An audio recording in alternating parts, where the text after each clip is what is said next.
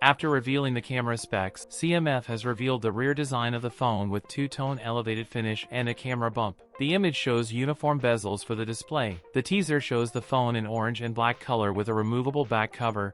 New white color variant with the same dual-tone finish. CMF Phone 2 Pro is scheduled to be launched globally and in India on April 28th. The CMF Phone 2 Pro will come with a charger and a transparent case in the box, at least in India. The brand official recently announced it will pack a 33W charger exclusively for the Indian market. The CMF Phone 2 Pro screen will launch with a touch sampling rate of 1000 Hz. CMF Phone 2 Pro will be powered by a MediaTek Dimensity 7300 Pro processor. The brand reveals that the CMF Phone 2 Pro will house an essential key with access to the AI-powered Essential Space. The phone will sport a triple rear camera setup, a 50-megapixel main sensor, a 50-megapixel telephoto camera with 2x optical zoom, and an 8-megapixel ultra-wide camera. That's it for today's video. If you enjoyed it, don't forget to like, comment, and subscribe for more content. Thanks for watching, and I'll see you in the next one.